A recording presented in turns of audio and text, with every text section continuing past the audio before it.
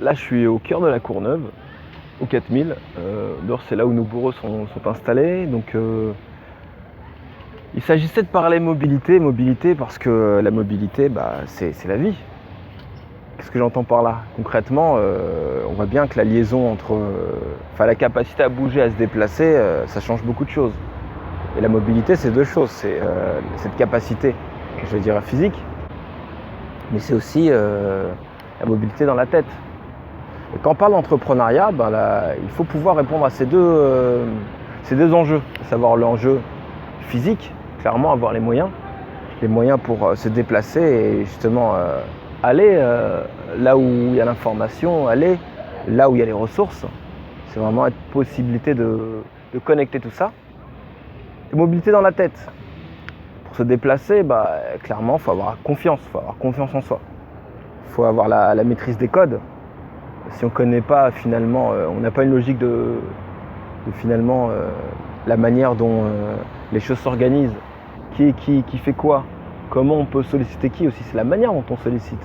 Parce que le monde dans lequel on vit, il est fait de protocoles, de codes, de langage au pluriel. Et l'entrepreneur, finalement, dans sa démarche, il va acquérir tout ça. Donc la mobilité, elle est au cœur. C'est la capacité à se déplacer, à avancer, parce que l'entrepreneuriat, c'est un parcours. Donc t'imagines le porteur de projet, il va commencer avec une idée à peu près mûre, je dirais même embryonnaire, et de l'idée à la réalisation, de la réalisation à la mise en œuvre opérationnelle d'un projet et s'assumer en tant qu'entrepreneur et vivre les différentes étapes. C'est aussi les obstacles, les dépasser, trouver les solutions. Donc toujours être en mode pensée solution. Il faut aller les chercher, etc.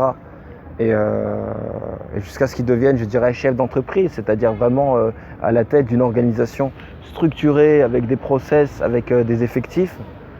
Là, il y a tout un chemin qu'il va falloir parcourir.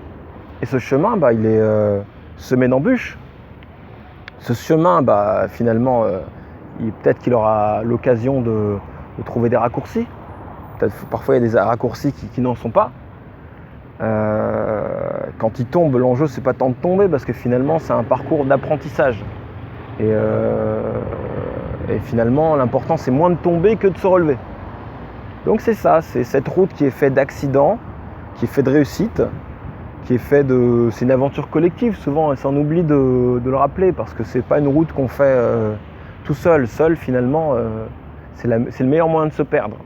À moins qu'on est en mode, je dirais, mercenaire. L'entrepreneur, dans ce chemin, peut-être qu'il aura besoin au moins d'un copilote.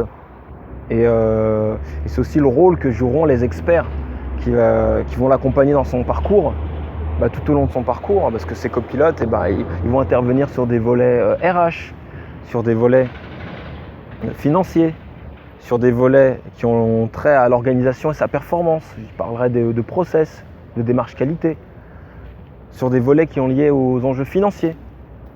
Donc effectivement, l'entrepreneuriat, on peut l'imaginer en tant que parcours qui va dépendre, dont la réussite va dépendre de la mobilité, la capacité à accroître ses capacités de mobilité, et vraiment véritablement sur ces deux volets, physiques, les moyens, et le volet, je dirais, immatériel et symbolique, c'est les connaissances, la confiance, le savoir-être et tout l'ensemble des compétences que l'entrepreneur va acquérir durant son parcours.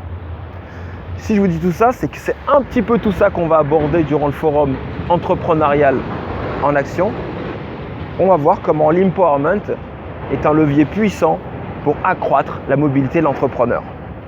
Sur ce, en parlant de mobilité, je vais tracer ma route et je vais vous dire à suivre.